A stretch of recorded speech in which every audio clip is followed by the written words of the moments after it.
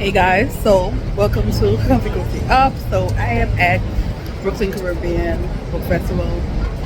Guys, I am having corn soup for the first time. It's so good. It's well seasoned. And I started the video that's basically the start because I didn't have time to do an intro. So I was probably going to chop it up a little bit so the video doesn't seem like I just went on and on before giving the proper introduction. So here I am, proper introduction, and I'm going to finish drinking the soup, and then I'm going to probably get something to eat before I go to the last session, and then I'll sit down and give you a rundown of the day. But I'm good so far.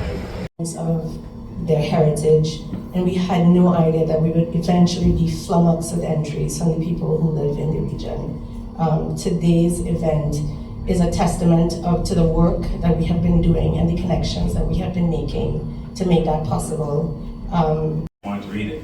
When Police Constable Johnson, Sonny Stone, stumbles upon a murdered man's corpse in the filthy dry river on the edge of Port of Spain, Trinidad, he unwittingly opens a case involving Calypso, conspiracy, and corruption. I like this.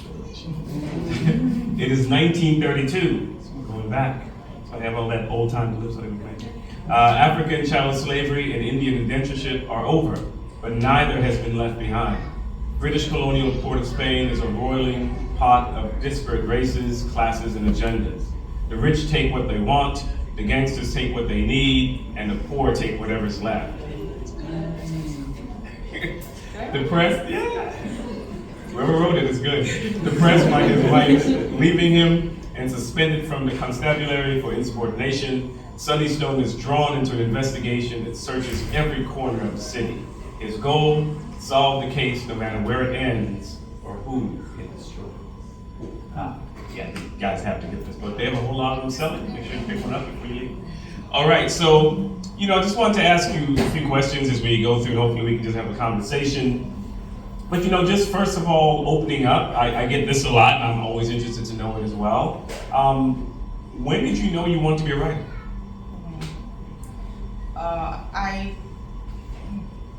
I've been writing since I was before I begin, Yeah. may I just say what an honor and a pleasure it is to be here, and what an amazing little festival this is. I know I keep saying a little festival, but it's little but a Talawa,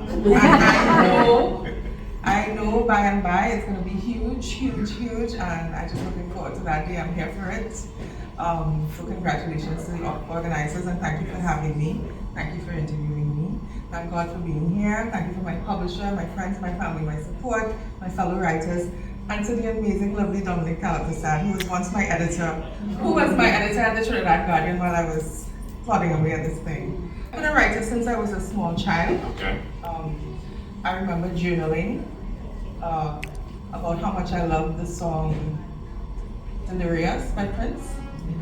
So if you can date that song, that's the year I decided I wanted to be a writer. But I was little, and I've always written. My sister's here, so she could testify. I've always written. And I think maybe briefly I thought, oh, maybe I want to be a nun, no. Or maybe I want to be a nurse, no. And yeah, that's. Survive, when I say survive, I mean fall asleep and wake up without being haunted. When I say haunted, I mean post-traumatic stress. Looks like a stand-up comedian bent over enough freebase to set himself on fire. Imagine his burning body, the funniest thing a room full of strangers have ever seen. That's what Jive Poetic wrote about 5 or 6 years ago at Pratt Institute. As a part of their writing and activism MFA program. And in that moment, Jive taught me what it means to be a real one. Because he said this statement about Richard Pryor. Richard Pryor, yeah. Kick drum. Customs agents don't care. Snare. Your country was destabilized by the flag on their paychecks baseline. Deportation comes with a jail cell, cords. I think about this from a distance. Vocal track. Jamaicans only hear my American accent. Reverb. They call me freshwater Yankee. Reverb. They call me Jamaican. Reverb. They call me Jamaican. Compression. Whenever they get a chance. Sample. They don't do this to white people. They don't do this to white people. Keys. Not even the ones with the dreadlock wigs. Strings, they know where the money is. Vocal track, the first time I heard Spanish, it was spoken to my great-grandmother. Vocal track, the first time I needed Spanish, a teacher graded me on it. Last time I needed Spanish, I had to think in English first. Background, nobody told me about Jamaicans in Panama. Background, nobody told me about Jamaicans in Cuba. Harmony, school taught Black history. Filter, they defunded the Swahili teacher. Pan left. Language is culture. Pan right. Culture is language. Compression, they want standard American. Echo, this is how the world sees me. Feedback, my birth certificate. Feedback, my passport. Feedback, my accent. Feedback, no fear of deportation. Mix down, luxury. Mix down, privilege. Mix down, distortion. Mix down. Thank you.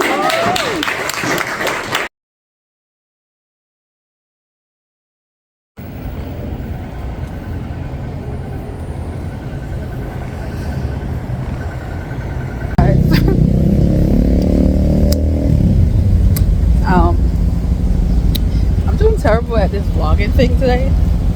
Every time I meant to pick the camera up, I don't. So anyway, heading back to the bookstore, and last session because I'm tired, y'all. I am beat. I just ate at this Mediterranean restaurant, and I sat at the bar because it was packed and there was no seat. And I had the best conversation with this guy that lives in Florida. He used to be from here, but it was just funny because we were sucked into the Paralympic, guys. We were watching the basketball. They were the wheelchair basketball, and we watched until the very end. But it's just so funny how sucked up we were in the game because it was so good. Some of this Paralympic game I've never watched. I'm so glad that it's getting my attention. But it was really good. And the US won. They were playing against Britain. But there were some moves that they were doing in tactics that was just like fascinating. But one thing I could say, they had a lot of upper body strength to be playing how they playing. Then I was wondering where all these people come from. So apparently New York had the Democratic convention today, and it's right across the street from the bookstore that's having the festival. There was way too many people, guys. Way too many people. And I'm literally passing the spot right now. And there's nobody here. That's how quick it finished and it cleared out. So anyway, we head back to this place, and yeah. Old man, both of them walk in on the donkey. They have a donkey, so then the man listened to the people, and then he got up on the donkey. Then somebody said, "Look how cruel they are, the poor donkey, the two of them weigh down the donkey." So the man gets off, and then he leaves the little boy. They said, "The little boy had the father, poor old man walking." Suddenly, I'm related to the young man who moves over in the taxi, to the girl clerking in the hardware store who asks, "Uncle, you getting through?" I suppose I am. I've come through crowded Port of Spain, misjudged the high pavement, at the last minute writing myself. I've managed to remember where the taxi stand is, patiently waiting till I hear, "Belmont, fathers?" I look for the priest who must have been put out from the cathedral, which is under reconstruction, for a cleric collar. How do all these people think me family? From the tall-hatted Rasta smoking his cheroot to the Indian who shaved fins from the fish in my bag. In what way do we all resemble? Textured like toothpaste, it will prick all 10 fingertips and paint in blood, even if the words don't promise to last any longer. How do the evergreens in my yard stand immortality? We drink to a hot, full, someone's uncle made the swizzle by a full blood moon. We gather ratsbane, mancunial root, white toad, for an offering, a praxis we mime over 100 and 100 and 100 years, repeating the liturgy like a child song, an alphabet learned to say other words.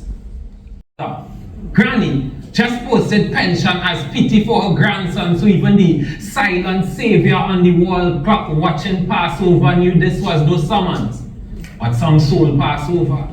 Here, police officers don't remove headgear to bear bad news. Trails of blood in the air, place death in the dew, the ghetto sick with pneumonia. Them young black boys have HIV, jealous as they could poison your soul from a distance, and today, Granny felt the full effect of that poison in an instant. Her guts wrenched. And that was long before the policemen came, because she saw the sight of bright flashes kissing darkness down by the basketball court, and she knew that wasn't no games. Neither the electric company fixing the broken floodlights. Those bright flashes were angels blinking, and as angels blinking, bullets sinking into darkness, because dark skin is adequate light for gun sports. Pray to God that your jeans short, bullets might graze over your head. And pray to God that your jeans short so you could run comfortable, else your dead granny was tall. And her grandson had a passion for fashion, so genetics plus skinny jeans betrayed God's life ration. 310. Man, you could come 3 and 10, minus the 3. Pension will reach the ghetto by the age of 17. At that age, what you doing in possession of a high-powered rifle? Granny screaming with a Bible, as if screams together with scripture could stifle the cause now inherited to her grandson, the 4th generation. He's gonna be forced in a direction no different to his dead 18-year-old father, age 1. Lungs done immune to this has been 5 day of Laureate of the Caribbean. We continue from 12:30 to 1.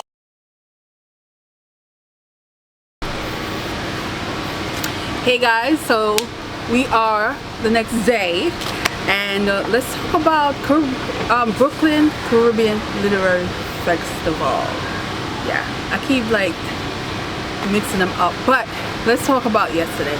So I was planning on going to 2. Only went to 1 day.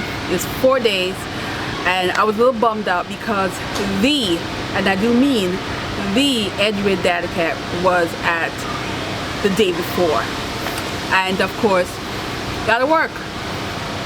It is what it is, gotta work. So I was a little bit bummed out, and the narrator was, of course, because there were 2 Haitian, you know, representing Haiti. We had also Roxanne Gay, who I think she was the moderator, or vice versa. But I was just like, that would have been so good. But nevertheless, I went, I had my cup full, because every time I go to a Caribbean book event, the support is there. We're talking authors who are not another part of it, they're not on a panel, they're just there to support each other. And so the environment is always welcoming, and I love going there. I also love that they recognize me. I love to see the 3 M's, and you know, as soon as I got in there, she greeted me, and I was like, one of the M's greeted me, and it was just like, yeah, I'm home. So, as of course, when you go to a book event, you're gonna get goodies. So let's talk about the books I picked up, and I'm going to talk about the people who were on the panel. So I bought the bag, Ever Make a Mucka. This is an old Caribbean saying, and I thought this tote bag was like really nice, and so I picked this up. And of course, there's book in there. So it was, all of the ones yesterday started at 12 all the way to 8 o'clock, and I've only disappeared for 2 hours just to get something to eat, even though they did provide like food, which is the first time they ever done that. They never did that before, and this is my 3rd time going. They had corn soup. I've never had Trinidadian corn soup, and it's vegetarian one. Don't know if they do any other, but this is vegetarian. The seasoning was so good that now that if the next time I see any of my Trinidad friend them, I want corn soup. Hey, I have about 4 or 5 of them at work, and that's the first thing I'm going to say to them. I want corn soup, because it was so good. And I showed a clip of it. So good. I mean, we didn't want a whole pot. My mom is out here, and the critters are out here. We didn't want a whole pot of that soup. That's how nice the soup was. And they had cake. I didn't have any cake, but you know. So the first panel discussion was, let me get the book them ready so we can go through them. So the first is from Miss Lisa Ann Agostine. Now, I don't remember when I read this book. So this book, I think they gave a bookmark. Yeah, the bookstore center stage. They always give these nice bookmarks. This is Dora Neale Hurt's bookmark. They always have author bookmarks at this place. It's the Center for Fiction. It is on Lafayette. It's near BAM. So if you're in Brooklyn. So you guys remember when I reviewed this book, and I always wanted a cover, and I was not wanting the cover because of the whole stamp. I hate that there was like this big old stamp right here. Nevertheless, because she was there and I know I wanted my book signed, I got it. This is what she was actually promoting, which is her new release that came out in August. And Death in the Dry River. It is short story, novella style, but so far the things that she read from it, which I did put in a video early on, you'll see an excerpt I'll put it here of her reading the first chapter, and I didn't put the entire thing, but just a bits and pieces. It sounds interesting, and this is a one sit. This is one of those books that on a day where I don't have a lot going on, it is 134 page.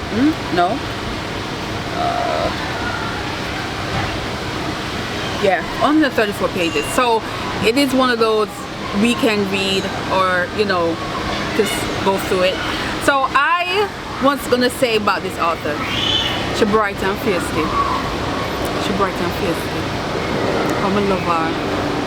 She's fun, but she will set you straight in a minute. She gives spice. She's give a feisty. She gives. But the whole interview panel discussion was absolutely entertaining because how she handled the situation in sense of there was a particular question that was asked, and she just was like, she couldn't believe the person asked her that.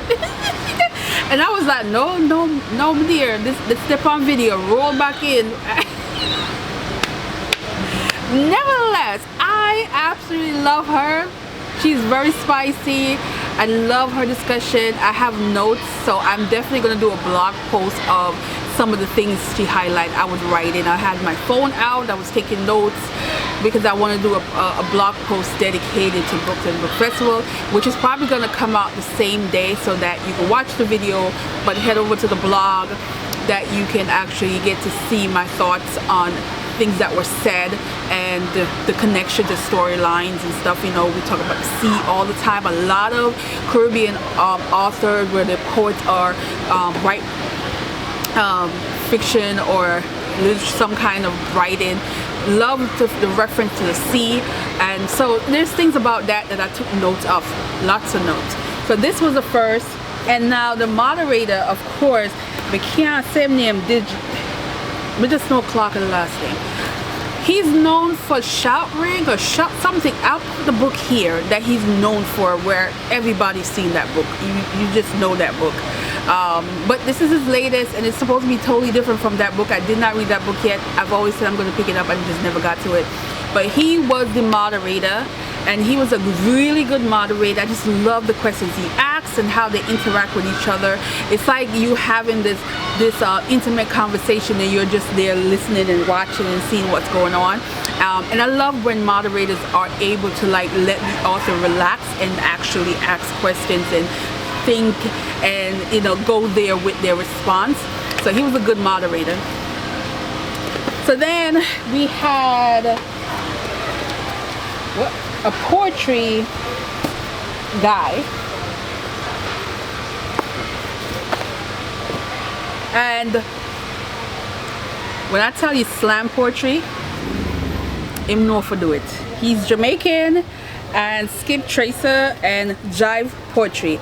And what I love is how in the beginning there's a part where I did put a clip of it where he talks about those who are from the culture, who are from the Caribbean but not born in the Caribbean, meaning the entire family, they're like the first generation born in New York or anywhere in the US or any other country, matter of fact, just born outside of the island, but everything about them is of the island. They're raised in a household that is Caribbean, and the customs, the food, things that you normally would have maybe experienced in the island, you get a lot of it, but then you're not considered that island person. You know, in his case, he's considered American, even though everything that he has been raised were of Jamaican heritage.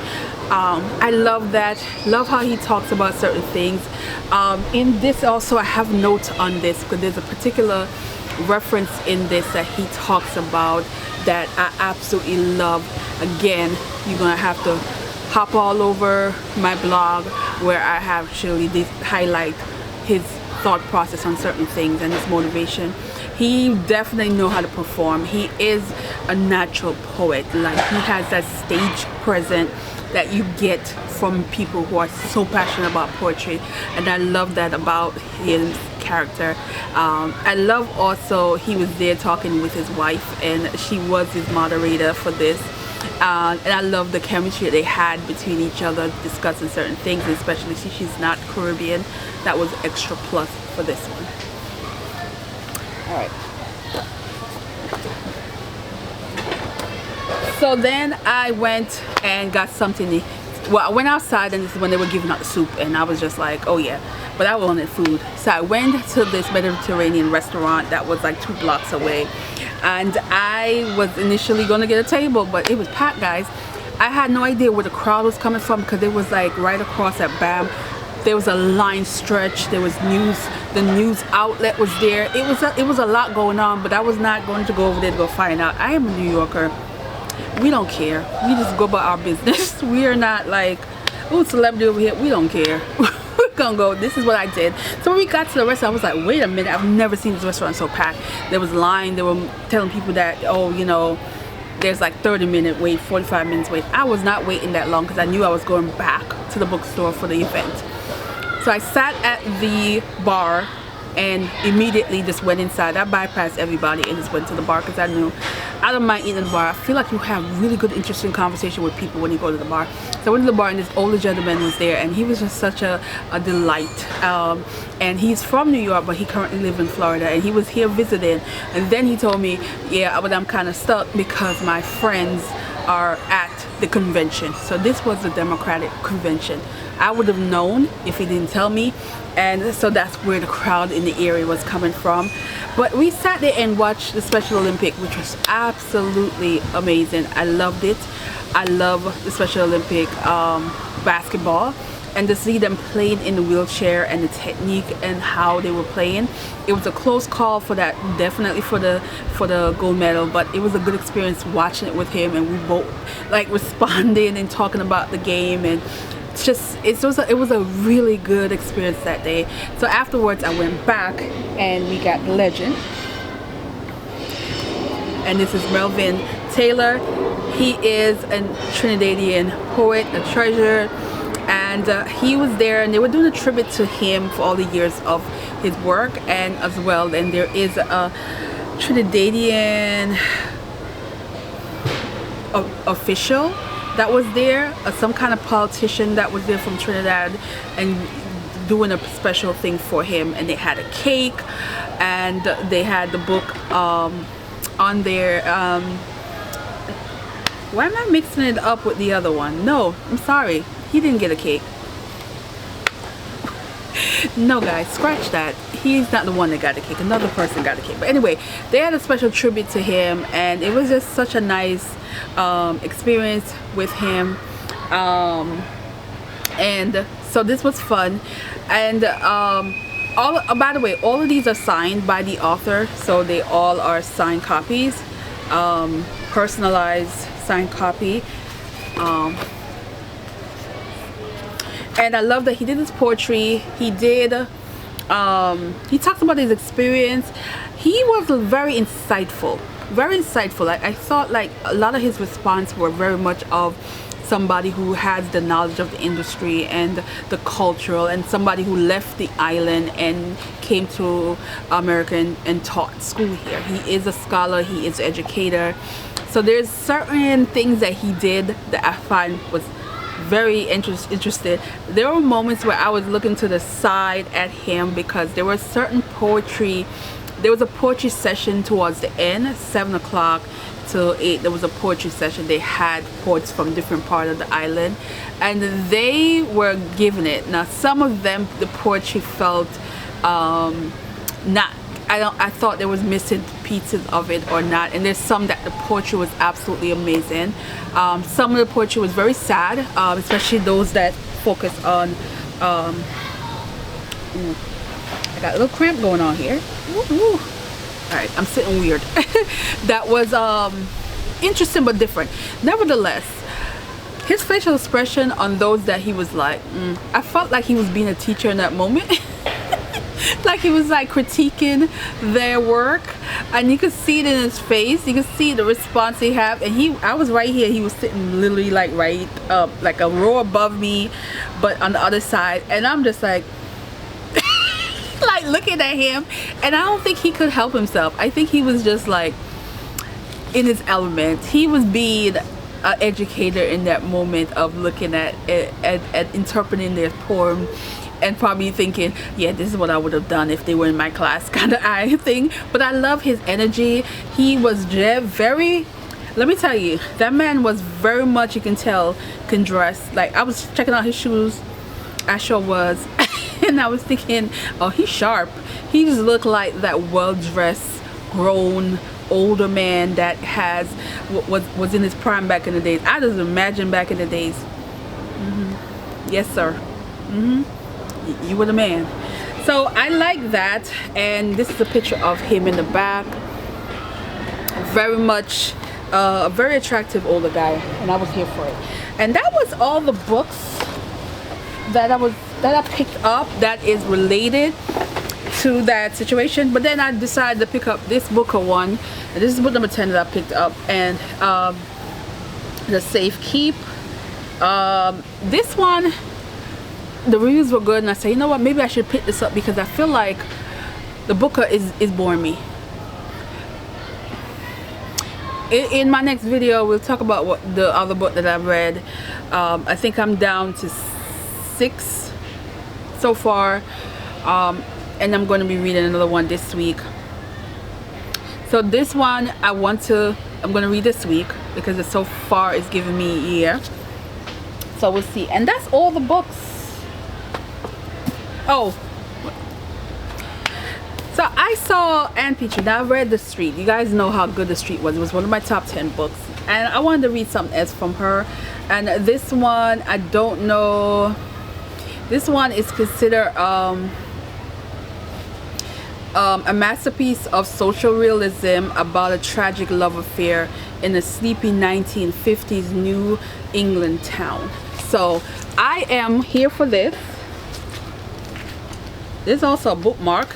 Ooh, James Baldwin one. This was pretty cool. Bookmark. So yeah, so we're gonna read this one, and it's a chunky one, but I want to read it. So that's all I picked up. So I didn't do that well for a bookstore. I did pretty good, not going over the board, but those are the books that I got. And overall, I would say this year was really good. I hope next year I'm able to attend more than 1 day and get the full event. I think I love the work that the women are doing in terms of having this Caribbean space, because it's not a lot of Caribbean space you get in Brooklyn or anywhere around here, to be honest, without you having to go to an actual island to have one of those festivals. Not a lot of us can travel. I would love to be able to go to Jamaican festivals that have all these book festivals that they have, but for the most part, it's nice to have a Caribbean event in New York, in the US, that I can attend, that you will see a lot of Caribbean author gathering and supporting each other. So I'm here for it. I will definitely go next year again. And yeah, that's my opinion for now. Go ahead, head over to the blog where I will be writing more detail of the experience and those quotable moments that these authors shared with us. All right guys, see you in the next one. Bye.